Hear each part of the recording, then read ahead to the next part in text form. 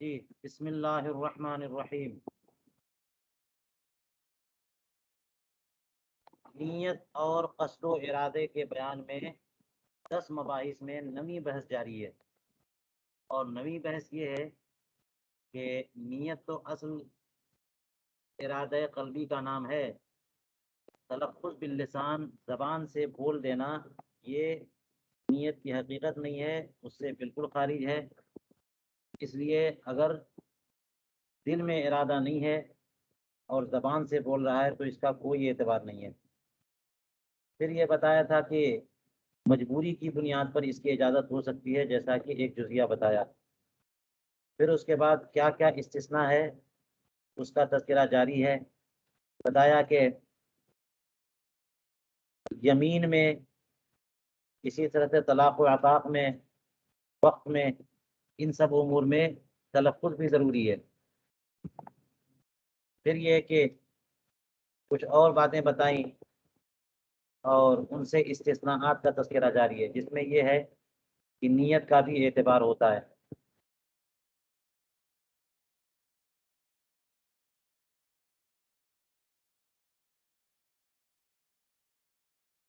یہ بتایا تھا وَمِن فُرُوعِ هَذَا الْأَصْلِ أَنَّهُ لَوِ اخْتَلَفَ اللِّسَانُ وَالْقَلْبُ، اگر زبان و دل کا اختلاف ہو جائے تو جو دل میں ہے اسی کا اعتبار ہوگا، فَالْمُعْتَبَرُ مَا فِي الْقَلْبِ، اور اس سے یمین خارج ہے۔ اور کیا کیا خارج ہے اس کا تذکرہ ہوا۔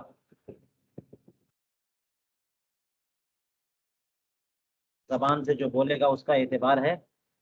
لیکن اگر نیت بھی ہے تو نیت کا بھی پھر اعتبار ہوتا ہے۔ جزئیات بیان کیے، ان کی توضیحات وغیرہ سب گزری۔ اب آگے فرماتے ہیں وفی الکنز، کنز الدقائق میں یہ جزیہ موجود ہے۔ فرمایا ولو قال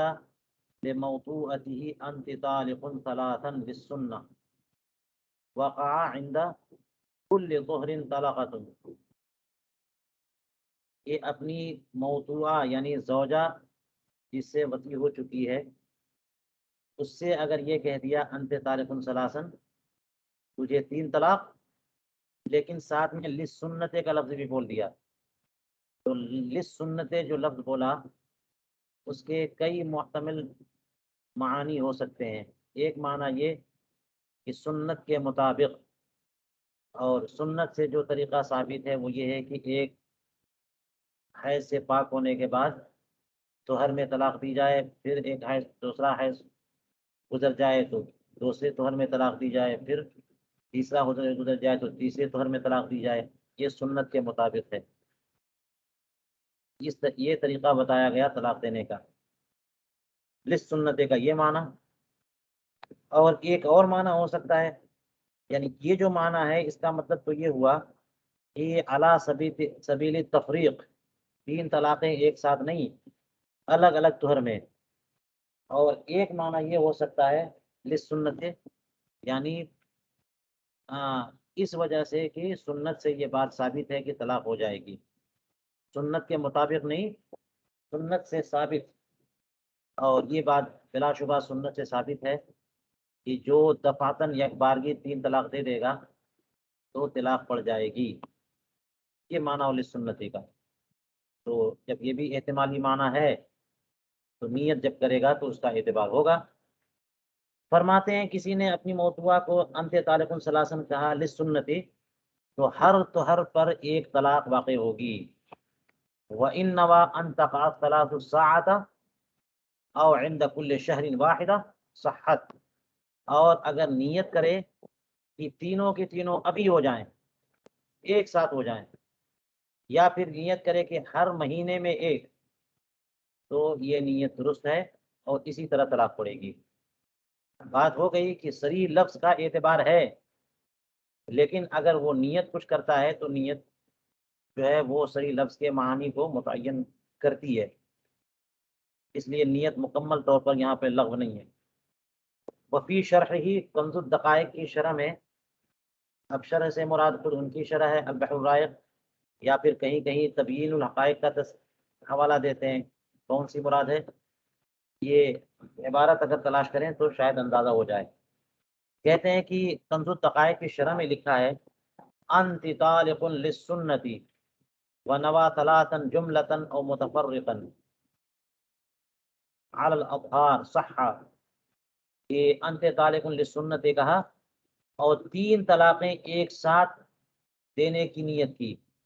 یا پھر الگ الگ طہروں میں متفرق طور پر دینے کی نیت کی، یہ دونوں معاملہ صحیح ہے اور ایسا ہی ہو جائے گا۔ ایک ساتھ دینے کی نیت کرے گا ایک ساتھ طلاق ہو جائے گی، اور الگ الگ طہر میں دینے کی نیت کرے گا الگ الگ طلاق ہو جائے گی۔ خلافا لرا صاحب الہدایہ فی نیت الجملہ،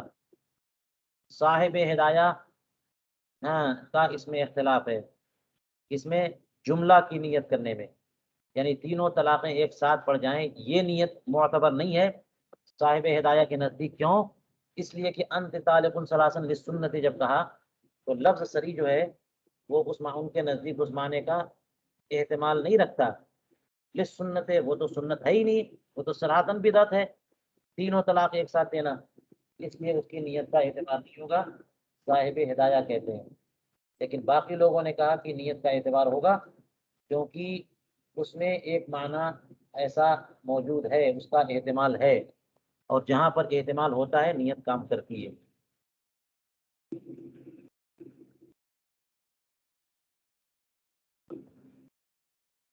وفی الخانیہ، فتاوی قاضی خان میں یہ بات ہے، یہ موجود ہے جزیہ ولو جمع بین منکوحته ورجل فقال احداكما طالق لا يقع الطلاق على امرأته في قول ابی حنیفہ، اگر اپنی منکوحہ اور ایک مرد کے درمیان جمع کیا، یعنی ایک ساتھ بولا احداکما طالق، تم میں سے ایک کو طلاق، اپنی زوجہ اور ایک مرد، تو زوجہ کو تو طلاق ہو سکتی ہے، مرد کو طلاق کیسے ہو سکتی ہے؟ تو احداکما طالق کہا تو طلاق ہوگی کہ نہیں ہوگی؟ فرمایا امام ابو حنیفہ کے نزدیک ان کے قول میں طلاق اس کی بیوی پر طلاق واقع نہیں ہوگی، اور امام ابو یوسف کے نزدیک انہ یقع، اس کی زوجہ کو طلاق ہو جائے گی۔ دیکھیے امام ابو حنیفہ کے نزدیک نہیں ہوگی، کیونکہ احداکما طالق میں مرد جو ہے وہ اس کو طلاق دینا معتبر ہی نہیں، وہ محل طلاق ہی نہیں ہے، اس لیے احداکما کہنا یہ لغو قرار پایا، اور اس لیے یہ اس جملے سے اس کی بیوی کو بھی نکاح طلاق نہیں ہوگی۔ امام ابو یوسف فرماتے کہ ہو جائے گی ولو جمع بین امرأته و اجنبیہ، یہاں 3-4 صورتیں بیان کی ہیں ایک ساتھ۔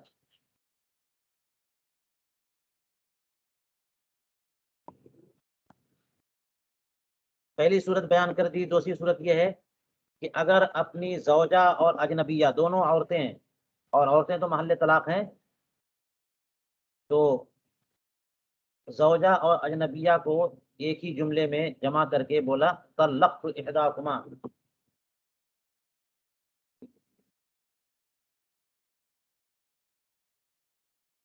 تم میں سے کسی ایک کو میں نے، یعنی تم میں سے ایک کو میں نے طلاق دی، تو طلقت امرأتہ، اس کی زوجہ مطلقہ ہو جائے گی۔ اب دیکھ لیجئے فرق، کہ اوپر کہا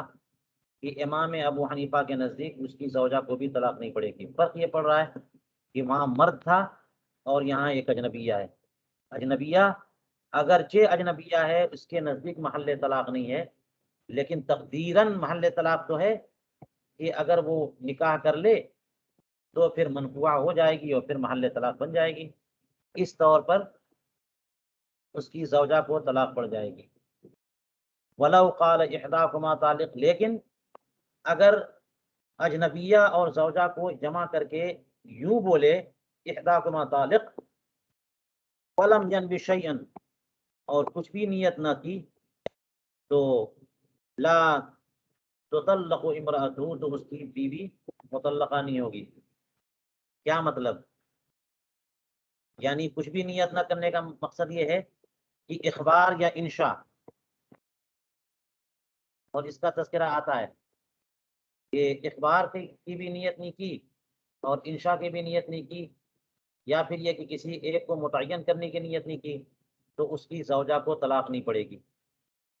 تو اب امام ابو حنیفہ ہی کے نزدیک دونوں باتیں ظاہر طور پر ثابت ہو رہی ہیں کہ اگر کسی نے اپنی زوجہ اور اجنبیہ کو ایک جملے میں ملا کر کہا طلقت احداکما، تو زوجہ کو پڑ جائے گی، اور اگر احداکما تعلق کہے گا تو زوجہ کو بھی نہ پڑے گی۔ جی، وجہ یہ فرق کی وجہ یہ ہوگی کہ طلقت احداکما یہ تو انشاء کے لیے متعین ہے، میں نے طلاق دی تم میں سے ایک کو، اور احداکما طالق یہ اس میں اخبار کا بھی احتمال ہے۔ جب اخبار کا احتمال ہے تو جب تک نیت نہ کرے گا تب تک طلاق نہیں پڑے گی، کیونکہ جو جملہ اخبار کا احتمال رکھتا ہے اس کو انشاء ہونے کے لیے انشاء کی نیت تو چاہیے۔ اس نے یہ کہا تم میں سے ایک مطلقہ ہے، اور وہاں طلق تو میں نے طلاق دی، یہ جو ہے انشاء کے لیے شرعاً متعین ہے، اس لیے وہاں طلاق پڑ جائے گی اور یہاں پر طلاق نہ پڑے گی۔ لیکن دونوں صورتوں میں فرماتے ہیں، یا آخری والی صورت کے بارے میں عنہما وعنہما انہا تطلق، کہ صاحبین کے نزدیک اس صورت میں بھی طلاق پڑ جائے گی، جبکہ احداکما طالق کہا تب بھی طلاق پڑ جائے گی، جبکہ اپنی زوجہ اور اجنبیہ، کیونکہ اوپر بھی کہا تھا زوجہ اور رجل کو جمع کیا تو امام ابو یوسف کے نزدیک پڑ جائے گی، لہٰذا زوجہ اور اجنبیہ کو جمع کیا تو بدرجہ اولا پڑ جائے گی، لیکن امام محمد بھی یہاں پہ شامل ہو گئے۔ فرماتے ہیں وَلَوْ جَمَعَ بَيْنَ إِمْرَأَتِهِ وَمَا لَيْسَ بِمَحَلٍ لِلطَّلَاقِ، اگر اس نے اپنی زوجہ اور ایسی کسی چیز کو جمع کیا جو محل طلاق ہو ہی نہیں سکتی کسی بھی صورت میں، جیسے بہیمہ ہے، حجر ہے، یعنی کہا میری زوجہ اور جانور ہیں، گائے، بکرا، بھینس، اونٹ، ان میں سے ایک کو طلاق، یا میری زوجہ اور پتھر، ان دونوں میں سے کسی ایک کو طلاق، وقال احداکما طالق، تو ایسی صورت میں فرماتے ہیں کہ طلقت امرأتہ فی قول ابی حنیفہ و ابی یوسف، ایسی صورت میں اس کی زوجہ آزاد ہو جائے گی، یعنی طلاق پڑ جائے گی، امام ابو حنیفہ اور امام ابو یوسف دونوں کے نزدیک۔ وقال محمد، امام محمد کے نزدیک لا تطلق، طلاق نہیں پڑے گی۔ یہ دیکھ لیجئے بہیمہ اور حجر، تو بہیمہ اور حجر میں سے کسی ایک کو اپنی زوجہ کے ساتھ ملایا تو بہیمہ یا حجر جو ہے یہ تو محل طلاق ہی نہیں ہے، تو گویا کہ یہ جملہ بولنا دوسرے کے حق میں لغو قرار پایا، تو اپنی زوجہ کے حق میں جو ہے وہ معتبر قرار پایا، اس لیے اس کو طلاق پڑ جائے گی۔ لیکن امام محمد فرماتے ہیں کہ جب رجل اور منکوحہ، رجل اور زوجہ وہ جمع کر کے ایک جملے میں بولے گا تو طلاق نہیں پڑے گی، تو پتھر کو شامل کرے گا یا جانور کو شامل کرے گا تو بدرجہ اولا طلاق نہ پڑے گی۔ تیسری صورت یہ تھی۔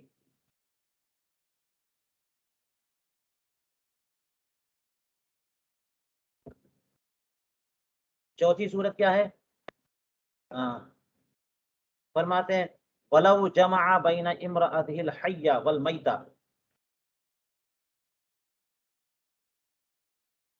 امرأة الحية والميتة وقال إحداكما طالق لا تطلق الحية، اگر اپنی زندہ زوجہ اور مردہ زوجہ ان دونوں میں سے دونوں کو ایک جملے میں جمع کیا اور کہا کہ تم میں سے کسی ایک کو طلاق، تو زندہ کو بھی طلاق نہیں پڑے گی۔ دیکھیے 4 قسم کے جملے امام قاضی خان نے اپنے فتاوی میں جمع کیے ہیں، اور چاروں میں جو احکام دیے اس کا تذکرہ گزرا۔ بعض ہی میں ایسا ہو رہا ہے کہ طلاق پڑ رہی ہے، جیسے کہ دوسری والی صورت میں یہ طلق تو احداکما فرمایا، اس نے کہا تو اس کے بارے میں فرمایا کہ اس کی زوجہ کو طلاق پڑ جائے گی، جبکہ زوجہ اور اجنبیہ کو جمع کیا۔ لیکن اور دوسری صورت میں جب بہیمہ کو جمع کیا یا حجر کو تو اس میں بھی طلاق پڑ جائے گی، لیکن حیہ اور اجنبیہ کو کہا تو طلاق نہیں پڑ رہی ہے، کیونکہ متعین نہیں ہے، جب تک متعین نہیں کرے گا تو طلاق پڑے گی کیسے؟ اب آگے دیکھیے فرماتے ہیں ولا یخفا، ان چاروں صورتوں کے بارے میں فرما رہے ولا یخفا انہ اذا نوى عدمہ فیما قلنا بالوقوع فیہ انہ یدین، پوشیدہ نہیں کہ جب عدم طلاق کی نیت کرے، طلاق نہ دینے کی نیت کرے گا، ان صورتوں میں، جن صورتوں میں ہم نے طلاق کے وقوع کی نیت کی ہے، طلاق کے وقوع کی بات کہی ہے کہ طلاق پڑ جائے گی، چاروں صورتوں میں بعض صورتیں ہم نے بتائی تھیں، اور اس سے مراد وہ ہے جو اختلاف بیان کرنے سے پہلے کی صورت ہے امام ابو حنیفہ کے نزدیک۔ تو ان صورتوں میں جن میں ہم نے طلاق واقع ہونے کی بات کہی ہے، اس میں اگر نیت وہ یہ کرے کہ طلاق نہیں دی میں نے، طلاق دینے کی نیت نہیں ہے، تو اس میں اس کو دیانتاً اس کی تصدیق کر دی جائے گی۔ قضاءً تو اس کی تصدیق نہیں کی جائے گی، لیکن دیانتاً اس کی تصدیق کر دی جائے گی، کیونکہ وہاں گنجائش ہے، وہاں اس کی گنجائش ہے۔ جیسے زوجہ اور پتھر کو جمع کر کے کہا اس نے کہ تم میں سے کسی ایک کو، ان میں سے کسی ایک کو طلاق، تو اس میں بتایا تھا کہ طلاق پڑ جائے گی، لیکن وہ اگر کہتا ہے کہ میری نیت طلاق دینے کی نہیں تھی، تو دیانتاً اس کی بات مانی جائے گی، قضاءً نہیں مانی جائے گی۔ وفیہا، اسی میں یعنی فتاوی خانیہ ہی میں یہ جملہ بھی ہے، یہ جزیہ بھی ہے، لو قال لها یا مطلقہ ان لم یکن لها زوج طلقها قبله او کان لها زوج لیکن مات وقع الطلاق علیہا، اگر مرد نے اپنی زوجہ سے کہا اے مطلقہ، اب کیا ہوگا؟ کیا طلاق پڑ جائے گی؟ یا مطلقہ کہنے سے، اور طلاق پڑھنے کا بھی ایک مفہوم یہاں پہ نکلتا ہے، وہ یہ کہ وہ مطلقہ تو نہیں ہے لیکن مطلقہ کہہ رہا ہے،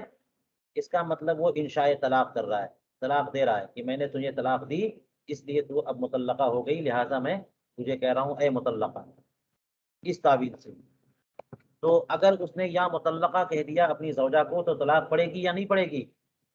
اس کا حل یہ بتا رہے ہیں کہ اس میں تو اخبار کا احتمال ہے اور انشاء کا بھی احتمال ہے، اگر اخبار پر محمول کر سکے تو طلاق نہیں پڑے گی۔ فرماتے ہیں کہ ان لم یکن لہا زوج، اگر اس خاتون کا کوئی پہلا شوہر نہ رہا ہو، طلقہ قبلہ، جس نے اس شوہر سے پہلے اس کو طلاق دی ہو، کوئی پہلے شوہر یعنی پہلی شادی اسی کے ساتھ ہے، کسی نے اس کو پہلے سے طلاق نہیں دیا، جب طلاق نہیں دیا تو اخبار کا احتمال ختم ہو گیا، پھر انشاء کے لیے متعین ہے۔ او کان لہا زوج، یا پھر یہ کہ اس کا پہلے بھی شوہر گزرا، شوہر تھا، لیکن اس شوہر کا انتقال ہو گیا اور اس نے طلاق نہیں دی تھی، تب بھی اخبار کا احتمال نہیں ہے، لہٰذا وقعت طلاق علیہ، اس پر طلاق ہو جائے گی یا مطلقہ کہنے سے۔ کیوں کہ حالت ایسی ہے کہ اسے یا مطلقہ بطور اخبار کہہ نہیں سکتے ہیں، لہذا انشاء کے لیے متعین ہے۔ لیکن فرماتے ہیں وَإِن كَانَ لَهَا زَوْجٌ طَلَّقَهَا قَبْلَهُ إِن لَّمْ يَنْوِ الْإِخْبَارَ طُلِّقَتْ، اگر اس کا پہلے شوہر گزر چکا جس نے اس سے پہلے اسے طلاق دی تھی، اب اگر ایسی صورت میں نیت کی ضرورت پڑے گی، اس لیے ایسی صورت میں کہا کہ اخبار کی نیت نہ کرے گا تب طلاق پڑے گی، اور اگر اخبار کی نیت کرے گا وَإِنَّمَا الْإِخْبَارُ صُدِّقَ دِيَانَةً وَقَضَاءً، تو اس کی تصدیق دیانتاً بھی کی جائے گی، قضاءً بھی کی جائے گی، صحیح موقف پر۔ کیوں؟ اس لیے کہ اس نے یا مطلقہ کہا، اور اس سے پہلے اس کے پہلے شوہر نے، اس سے پہلے شوہر نے اسے طلاق دی تھی، تو پہلے سے مطلقہ تو تھی، اور وہی کہنا چاہ رہا ہے اے مطلقہ، تو اگر اخبار کی نیت نہیں کرے گا تب تو طلاق پڑے گی، اور اخبار کی نیت کرے گا یا بعد میں کہہ دے کہ میں نے خبر دینے کی نیت کی تھی، خبر دینا مقصود تھا میرا، تو اس کی بات دیانتاً بھی مان لی جائے گی، قضاءً بھی مان لی جائے گی۔ فرماتے ہیں وَلَوْ نَوَى بِهِ الشَّتْمَ دُيِّنَ فقط، اور اگر یا مطلقہ کہہ کر کے اسے گالی دینا، برا کہنے کا ارادہ کیا تھا، تو دیانتاً، صرف دیانتاً اس کی بات مانی جائے گی، قضاءً نہیں مانی جائے گی، یعنی طلاق ہوگی۔ اگر وہ کہتا ہے یعنی کسی بھی صورت میں یعنی اس کے پہلے شوہر نے اسے طلاق دی تھی یا طلاق نہیں دی تھی، یا مر گیا تھا، یا طلاق شادی پہلے ہوئی نہیں اس کی، ابھی پہلی شادی ہو رہی ہے، ان تمام صورتوں میں یا مطلقہ کہا، اور بعد میں کہتا ہے کہ میں نے تو اسے چڑھانے کے لیے یا تکلیف دینے کے لیے یا گالی کے طور پہ کہا تھا تو اس کی بات قضاءً نہیں مانی جائے گی، دیانتاً مان لی جائے گی۔ اخبار کی نیت کو تو ذکر کیا نہیں اس نے، شکل کی نیت کا ذکر کیا، تو دینا فقط صرف دیانتاً اس کی بات مانی جائے گی، قضاءً طلاق پڑ جائے گی۔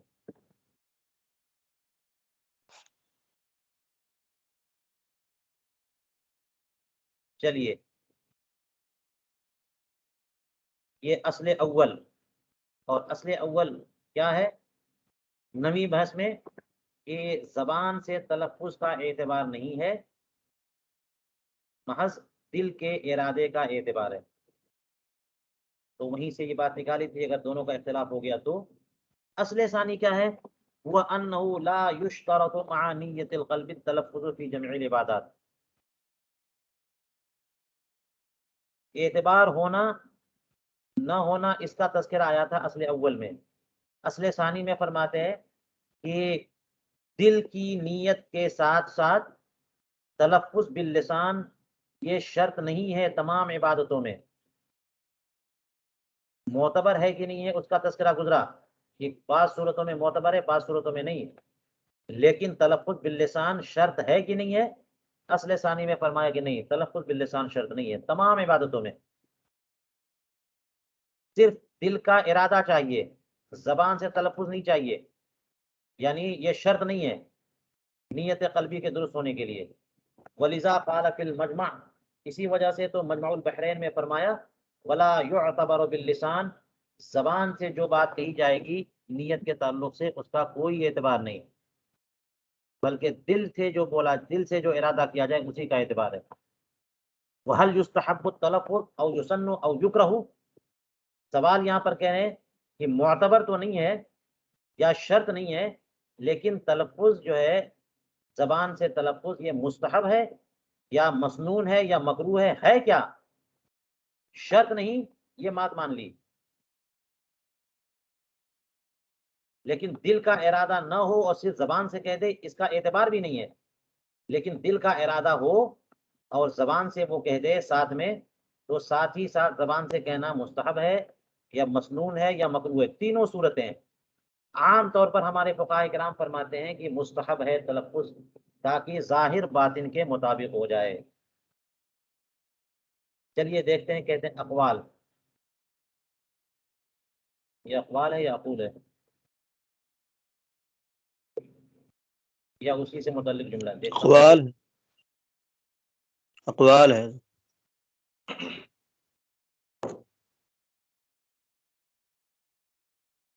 اچھا،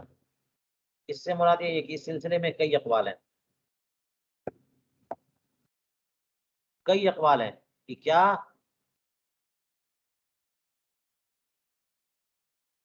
تلفظ باللسان یہ مستحب ہے یا مسنون ہے یا مکروہ ہے۔ اختار فی الہدایت الاول لمن لم تجتمع عزیمتہ، جو شخص اپنی عزیمت کو جمع نہ کر سکے، یعنی حضور قلبی نہ ہو سکے، ذہن حاضر نہ ہو سکے، عزیمت تو یہی ہے کہ دل کے ارادے سے کرے، دل کا ارادہ جو ہے وہ اس پر کنٹرول نہ ہو، یا پھر یہ کہ استحضار قلبی نہ ہو سکے، ذہن حاضر نہ ہو سکے، تو اس کے لیے تلفظ جیسے بن پڑے دل سے ارادہ تو کرے، اور تلفظ باللسان جو ہے اس کے لیے مستحب ہے۔ وفی فتح القدیر، اور فتح القدیر میں یہ لکھا ہے کہ لم ينقل عن النبی صلی اللہ علیہ وسلم واصحابہ التلفظ بالنیت لا فی حدیث صحیح ولا ضعیف، کہ زبان سے نیت کے تلفظ کے تعلق سے نبی کریم علیہ الصلوۃ والسلام سے کوئی اثر یا نقل نہیں ہے، کچھ بھی منقول نہیں ہے، نہ کسی صحیح حدیث میں اور نہ کسی ضعیف حدیث میں۔ وزاد ابن امیر الحاج، ابن امیر الحاج امام ابن حمام کے تلمیذ، انہوں نے اس پر اضافہ کیا کہ انہ لم ينقل عن الائمۃ الاربعہ، نیز ائمہ اربعہ سے بھی تلفظ باللسان کے تعلق سے کچھ بھی منقول نہیں ہے۔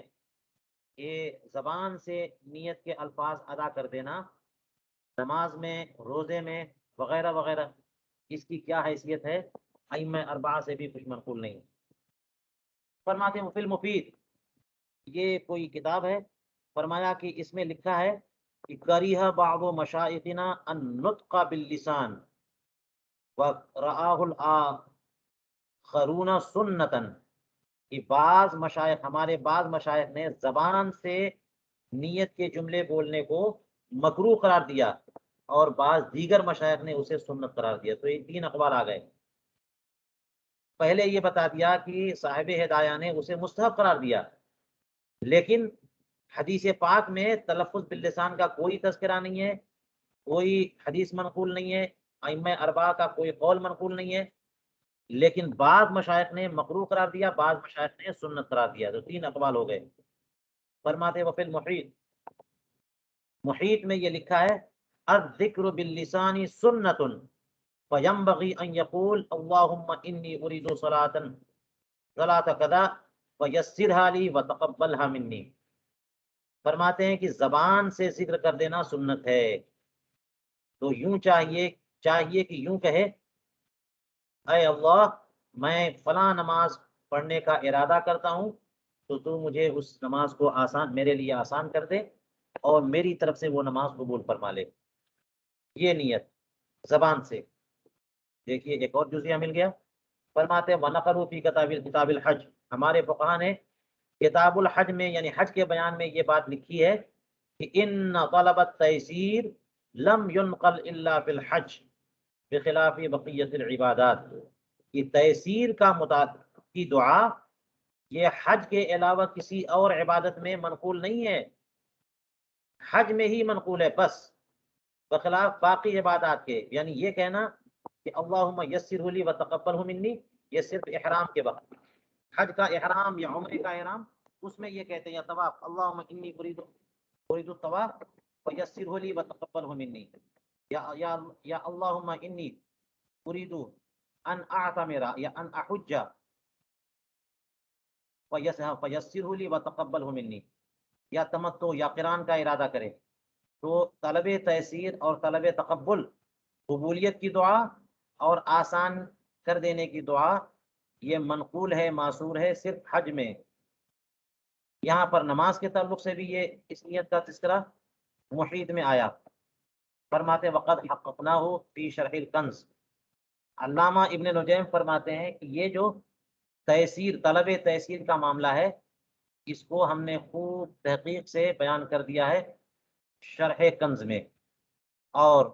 کنیہ میں اور مشتبہ میں لکھا ہے کہ زبان سے تلفظ بالنیت، یعنی دل کے ارادے کے بعد زبان سے تلفظ کرنا، مسلک مختار یہ ہے کہ مستحب ہے۔ چلیے 4-5 اقوال یہاں پہ بیان فرما دیے، اور عام طور پر جو فتوے کی کتابوں میں ہم لوگ اختیار کرتے ہیں وہ یہی ہے کہ زبان سے کہہ دینا مستحب ہے، اسی کو کبھی مستحسن کہہ دیتے ہیں اور کبھی مستحب کہتے ہیں، تو اسی کو اختیار کیجیے۔ اور وجہ یہ کہ ظاہر جو ہے وہ باطن کے مطابق ہو جائے۔ فائدہ بھی بتایا کہ کبھی کبھی ذہن حاضر نہیں ہوتا، زبان سے کہہ دینے سے فوراً ذہن حاضر ہو جاتا ہے۔ چلیے، تو تلفظ باللسان یہ شرط تو نہیں ہے، لیکن اسے کہہ لینا، تلفظ باللسان کر لینا، یہ مستحب ہے۔ وخرج عن هذا الاصل مسائل، یعنی ابھی جو بتایا اصل کی تلفظ باللسان شرط نہیں ہے، اس اعتبار سے یہ جو اصل ثانی ہے اس سے کچھ استثناء ذکر کر رہے ہیں کہ اصل میں تلفظ باللسان شرط نہیں ہے، لیکن بعض معاملات میں تلفظ باللسان شرط ہے۔ دیکھیے چند مسائل اس سے خارج ہیں، وہ کون سے ہیں؟ منہ النظر، منت ماننا، نظر ماننا، اس کے لیے تلفظ ضروری ہے، نیت سے کام نہیں چلے گا۔ لا تکفی فی ایجابہ النیت بل لا بد من التلفظ بہ، نظر کے معاملے میں، نظر کو واجب قرار دینے کے معاملے میں نیت کافی نہیں ہے، بلکہ جس عمل کی نظر مانی اس کا تلفظ بھی ضروری ہے، تب جا کے وہ نظر منعقد ہوگی، ورنہ نہیں۔ نیت کرے، زبان سے کہے کہ میں نے اعتکاف کی نیت کی، اعتکاف واجب ہو جائے گا۔ صرف دل سے ارادہ کر لیا تو اس سے اعتکاف یا کوئی بھی عمل جس کی نظر مان رہا ہے وہ واجب نہیں ہوتا۔ صرحوا به فی باب الاعتکاف، فقہا نے باب اعتکاف میں اس کی صراحت کی ہے کہ نیت کافی نہیں ہے، نظر میں تلفظ چاہیے۔ اور چلیے ومنها الوقف، وقف میں بھی نیت کافی نہیں ہے بلکہ تلفظ چاہیے۔ ولاؤ مسجدن، اگرچہ مسجد ہی کا کے لیے کوئی پراپرٹی زمین عمارت بنا کر کے وقف کیوں نہ کرے، صرف نیت کہ میں نے یہ بنایا مسجد کے لیے، دل کا ارادہ یہی ہے کہ یہ کافی نہیں ہے جب تک کہ زبان سے تلفظ نہ کرے۔ لا بد من التلفظ الدال علی، ایسا تلفظ جو وقف پر دلالت کرے، یہ بھی ضروری ہے۔ واما توقف شروعه في الصلاة والإحرام على الذکر ولا تکفی النیت فلأنه من الشرائط للشروع، یہاں پر ایک دفعہ دخل مقدر ہے کہ آپ نے کہا کہ صرف جو ہے وہ نیت ہی کافی ہے اور تلفظ ضروری نہیں ہے نماز وغیرہ میں ہیں۔ تو یہ کیسے ہو گیا کہ نماز کے بارے میں کہا جاتا ہے کہ نیت کرے نماز کی، اس کے بعد تکبیر تحریمہ کہے گا تب نماز شروع ہوگی، اللہ اکبر کہے گا تب جا کے نماز شروع ہوگی، تحریمہ باندھے گا، صرف نیت سے نماز نہیں شروع ہو جاتی، تحریمہ بھی شرط ہے یا پھر رکن ہے علی اختلاف القولین۔ تو اسی طرح سے احرام کا معاملہ ہے کہ نیت کی کہ میں نے نیت کی احرام کے عمرے کے لیے، فیسرها لی وتقبلها منی، تو اس کے بعد تلبیہ بھی ضروری ہے، لبیک اللہم لبیک لبیک لا شریک لک لبیک ان الحمد والنعمت لک والملک لا شریک لک، یہ تلبیہ جب بولے گا تو احرام منعقد ہوگا، صرف نیت سے احرام کی حالت نہیں شروع ہو جاتی، احرام کی پابندیاں نہیں شروع ہو جاتی۔ تو احرام میں بھی نیت اور نیت کے بعد تلبیہ، اور نماز میں بھی نیت اور نیت کے بعد تکبیر تحریمہ۔ تو نماز میں شروع ہونے کے لیے، احرام کے آغاز کے لیے ذکر پر موقوف ہونا یہ کیوں ہے؟ ولا تکفی نیتوں، اور ان معاملے میں نیت اگرچہ پہلے ہو چکی ہے مگر وہ نیت کافی نہیں ہے، ایک ذکر بھی کرنا پڑے گا۔ یہ کیوں ہے؟ اس لیے کہ شروع کی شرطیں ہیں یہ اصل نماز کی، یعنی وہ جیسے کہ نیت شرط ہے اسی طرح سے ایک اور شرط بھی ہے، یہ مطلب ہے، یہ مطلب نہیں ہے کہ نیت کے لیے تلفظ شرط ہے، احرام کی نیت کے لیے تلفظ شرط ہے، یہ مطلب نہیں ہے، وہ ایک الگ سے اضافی شرط ہے۔ تو کہتے ہیں وہ نماز کی نہیں بلکہ شروع کی شرط، فَلِأَنَّهُ مِنَ الشَّرَائِطِ لِلشُّرُوع، نماز کی آغاز کی شرط ہے وہ۔ تو وہ نیت اور ذکر دونوں کو نہ ملایا جائے، یا یوں کہہ لیا جائے عام طور پہ کہ نماز کی بہت ساری شرطیں ہیں، ان میں سے نیت بھی ایک شرط ہے، طہارت بھی شرط ہے، تو کوئی کہنے لگے کہ نیت جب شرط ہے تو طہارت کی کیوں ضرورت ہے؟ تو وہ الگ سے اضافی شرط، الگ سے شرط ہے وہ، اور بات یہاں پہ نیت کی چل رہی ہے، تو صرف ارادہ قلبی سے نیت کافی ہو جائے گی، تلفظ باللسان کی ضرورت نہیں ہے۔ اور جو تلفظ باللسان تلبیے کے طور پر یا تکبیر تحریمہ کے طور پر ہے، وہ ایک اضافی اور الگ سے شرط ہے، نماز کی نہ صحیح شروع فی الصلاۃ کی شرط ہے۔ چلیے اور آگے، وَأَمَّا الطَّلَاقُ وَالْعِتَاقُ فَلَا يَقَعَانِ بِالنِّيَّةِ، رہی طلاق اور عتاق تو یہ بھی نیت سے نہیں ہوں گے، طلاق نہیں ہوگی نیت سے، کوئی نیت کر لے طلاق دینے کی یا اپنے غلام کو آزاد کرنے کی، یہ نہیں ہو سکتے جب تک کہ زبان سے طلاق کا لفظ یا آزاد کرنے کا لفظ نہ بولے۔ بل لا بد من اللفظ الا فی مسئلۃ فی فتاوی قاضی، مگر ایک مسئلہ وہاں نیت سے بھی طلاق ہو جاتی ہے، وہ کیا ہے؟ رجل لہو امرأتان عمرہ و زینب، ایک مرد ہے جس کی دو زوجہ، ایک کا نام عمرہ ہے دوسری کا نام زینب ہے، اس نے کہا یا زینب، تو عمرہ نے جواب دیا کہ جی حضور میں حاضر ہوں، فقال، بلایا تھا زینب کو، جواب دیا عمرہ نے، تو اب بول دیا اس نے انت طالق ثلاثا، تجھے 3 طلاق، تو یہ طلاق زینب کو پڑے گی کہ عمرہ کو پڑے گی؟ فرماتے ہیں وقعت طلاق علی التی اجابت ان کانت امرأتہ، جس نے جواب دیا ہے اگر وہ اس کی زوجہ ہے تو اسی کو طلاق پڑے گی، وَإِن لَمْ تَكُنْ امرأتہ، وَإِن لَمْ تَكُنْ امرأتہ، اگر وہ اس کی زوجہ نہیں ہے تو یہ طلاق، یہ لفظ جو ہے باطل ہو جائے گا، لغو ہو جائے گا جملہ کہنا۔ کیوں؟ فرماتے لِأَنَّهُ أَخْرَجَ الْجَوَابَ جَوَابًا لِكَلَامِ الَّتِي أَجَابَتْهُ، کیونکہ یہ جملہ ہی اس خاتون کے جواب میں بولا ہے جس نے اس کو جواب دیا، اس نے کہا یا زینب، آ گئی کوئی اور دوسری، تو اس کے جواب میں کہا انت طالق ثلاثا، تو جواب کو سوال کے یا کلام کے مطابق تو ہونا چاہیے، تو جس نے کلام کیا ہے اسی کو یہ جملہ گیا، اسی کو طلاق پڑے گی، اور اگر وہ زوجہ نہیں ہے تب بھی وہی متعین ہے کیونکہ جواب اسی کو دیا جا رہا ہے، اور یہ ایسے ہی ہو جائے گا کہ اجنبیہ کو کوئی طلاق دے گا تو طلاق کیسے پڑے گی، وہ جملہ لغو ہو جائے گا۔ ہاں نیت کی بات دیکھیے، وَإِنْ قَالَ نَوَيْتُ زینب، یعنی کہا اس نے عمرہ کو انت طالق ثلاثا، اور بعد میں کہا کہ اس جملے سے میری مراد زینب تھی، تو اس صورت میں زینب کو طلاق پڑ جائے گی۔ دیکھیے نیت کی بنیاد پر طلاق پڑ رہی ہے کہ نہیں پڑ رہی ہے؟ یہ جملہ کہا اس نے عمرہ سے، اور اب کہہ رہا ہے کہ میری مراد زینب تھی، تو نیت سے طلاق پڑ رہی ہے، اگرچہ محض نیت سے نہیں پڑ رہی ہے، وہ جملہ بھی کہا اس نے انت طالق ثلاثا، مگر نیت نے اس جملے کا رخ عمرہ سے پھیر کر کے زینب کی طرف کر دیا، تو نیت کی بنیاد پر یہاں پر طلاق پڑ رہی ہے۔ فرمایا فقط وقعت طلاق والا زینب بمجرد النیت، صرف نیت کی بنیاد پر یہاں پر طلاق پڑ گئی۔ اس پہ اور بھی کلام ہو سکتا ہے، غالباً علامہ حموی نے اس پہ کلام کیا ہو۔ چلیے فرماتے ومنها حدیث النفس، کچھ چیزیں خارج ہیں کہ زبان سے بولنا شرط نہیں ہے یہ، لیکن اس سے چند چیزیں خارج ہیں کہ زبان سے بولنا ضروری ہے، اس کے بغیر نہیں ہوگا، انہی میں حدیث النفس بھی ہے۔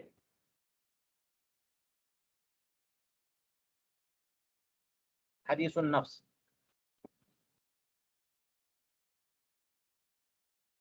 حدیث النفس کا مطلب کیا ہوتا ہے؟ دل ہی دل میں جو خیال آتا ہے، لا یؤاخذ به ما لم يتکلم او یعمل به، کہ اس پر مواخذہ نہیں ہے جب تک کہ بول نہ دے یا اس کے مطابق عمل نہ کر دے، جیسا کہ مسلم شریف کی روایت میں یہ حدیث پاک موجود ہے کہ حدیث النفس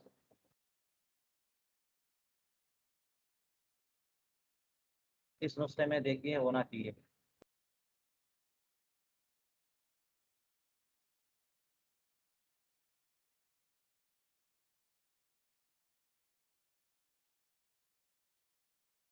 حموی میں ہے وہ حدیث پاک۔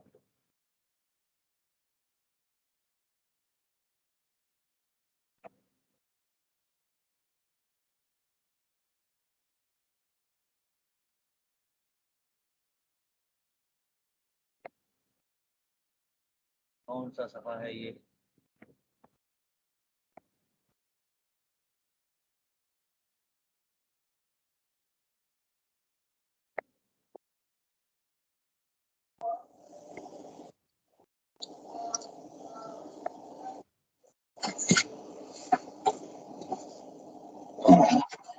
ایک سو 165 میں 72 ہے۔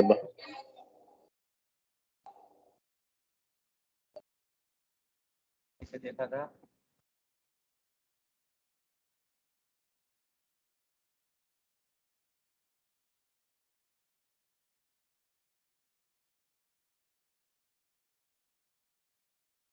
ہاں 173 پہ یہ حدیث پاک حموی نے نقل کی ہے، ان اللہ تعالی تجاوز لامتی ما حدثت به انفسها ما لم تتکلم به او تعمل به۔ چلیے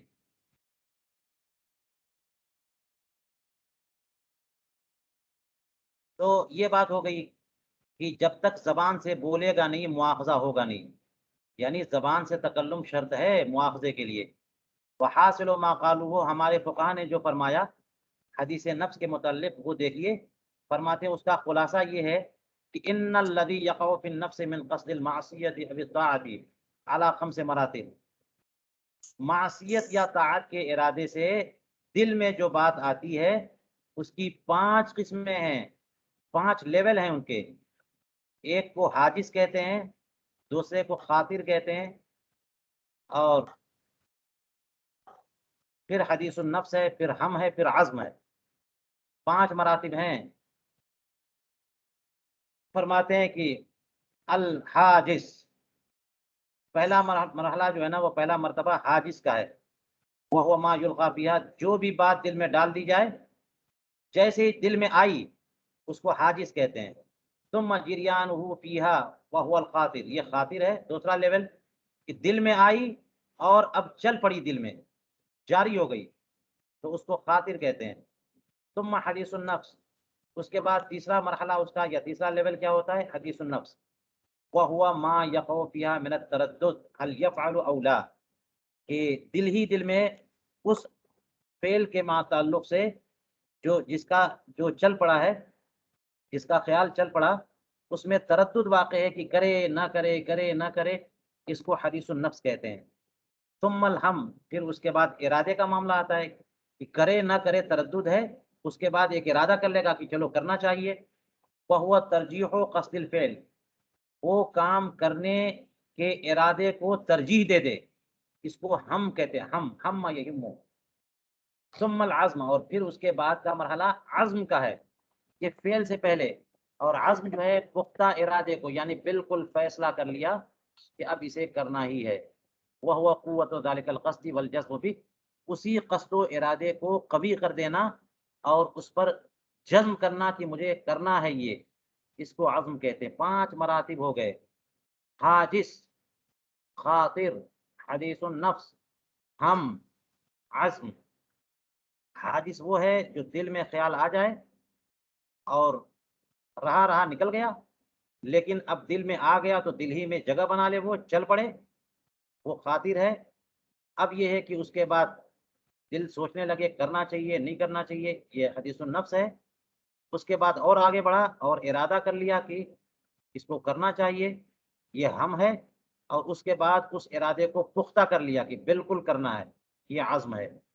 تو ان 5 میں کس پر مواخذہ ہے، کس پر مواخذہ نہیں ہے؟ فرماتے ہیں فالحادث لا یؤاخذ به اجماعا، حادث پر کوئی مواخذہ نہیں ہے، اس پر پوری امت کا اجماع ہے۔ لأنہ لیس من فعلہ، کیونکہ وہ تو دل میں آ گیا نا،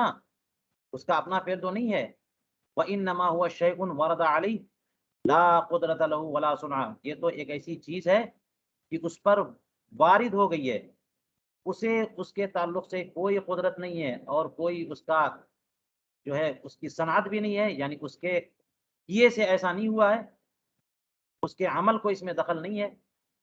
خاطر جو ہے الذی بعدہ، جو اس کے بعد کا مرحلہ ہے،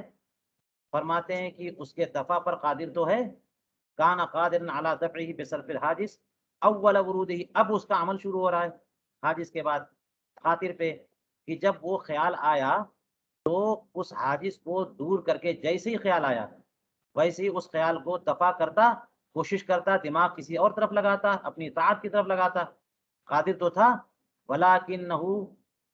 لیکن وہ ولکنہ ہوا وما بعدہ، اس اعتبار سے تو سمجھ میں آتا ہے کہ مواخذہ ہونا چاہیے کہ وہ اس کے دفع پر قادر تھا اور پھر بھی دفع نہ کیا، لیکن آگے کہتے ہیں ولکنہ ہوا وما بعدہ من حدیث النفس مرفوعان بالحدیث الصحیح، لیکن خاطر اور حدیث النفس تو تیسرا مرحلہ ہے، یہ دونوں کے دونوں حدیث صحیح سے مرفوع ہیں، معاف ہیں، ساقط ہیں۔ حدیث پاک ابھی آپ نے پڑھ لی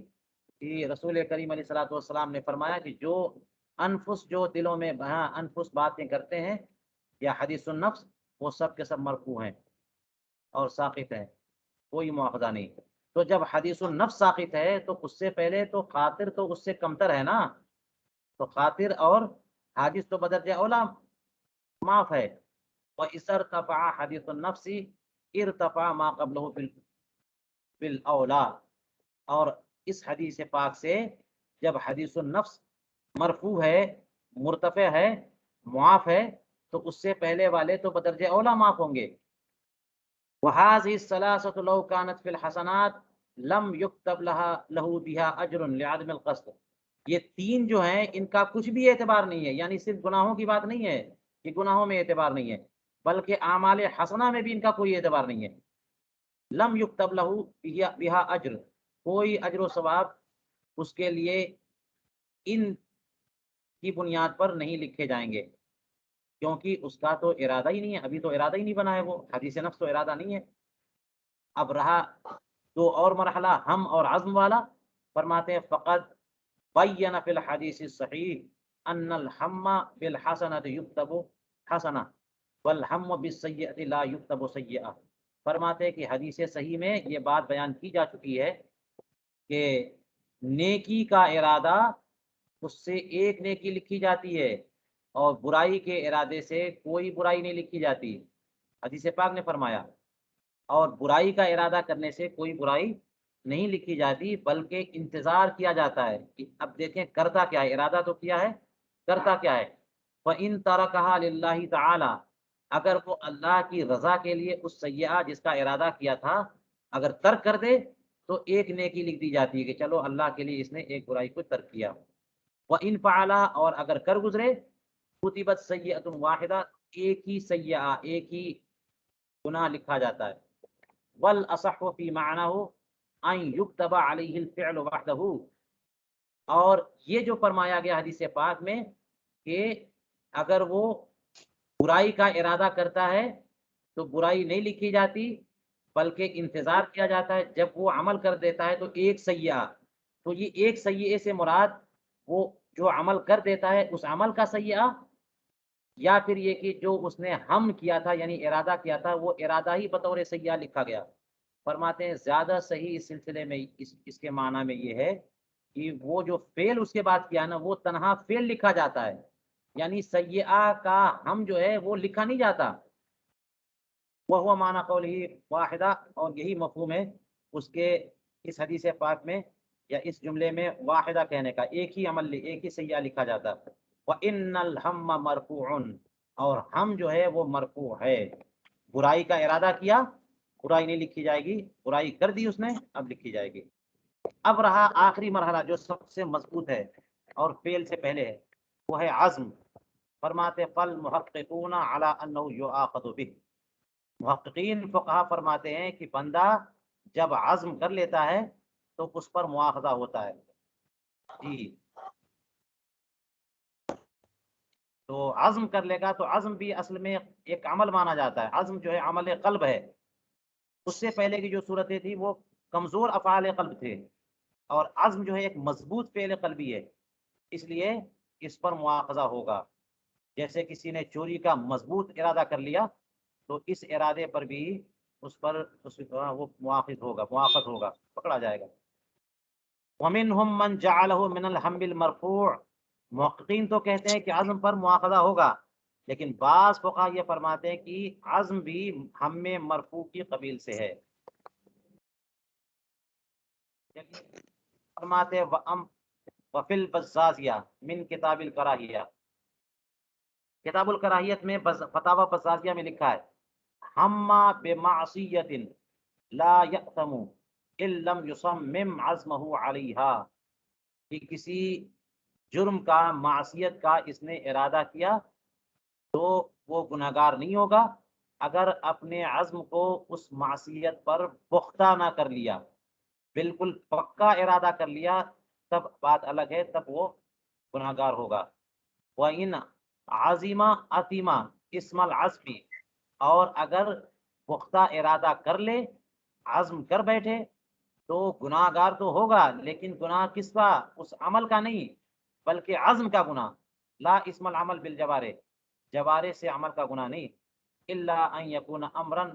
یتم بمجرد العزم، مگر یہ کہ کوئی ایسے معاملے کا عزم ہے جو کہ عزم ہی سے وہ کام مکمل ہو جاتا ہے، جیسے کہ کفر ہے۔ کفر کے لیے ضروری تھوڑی ہے کہ جوارح سے کوئی عمل کرے تبھی کافر ہو، اگر تصدیق قلبی گئی کافر ہو گیا،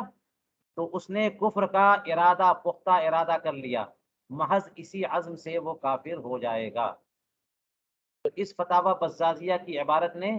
یہ طے کر دیا کہ عزم اور ہم یہ الگ چیز ہے، اور ان کے نتیجے میں جو فعل وجود میں آ جائے وہ الگ چیز ہے۔ تو جہاں پر یہ لکھا ہے کہ اگر وہ عزم یا ہم کرے اور اس کے مطابق عمل کر گزرے تو ایک لکھا جائے گا، یعنی ہم کی صورت میں اس سے مراد عمل کا وبال، کہ نہ یہ کہ ہم کا وبال، اور رہا عزم تو عزم جو ہے وہ خود معتبر ہے، لہذا برائی کا کوئی عزم کرے گا تو اس کے لیے گناہ لکھا جائے گا اس کے اوپر، اور نیکی کا عزم کرے گا تو ثواب لکھا جائے گا۔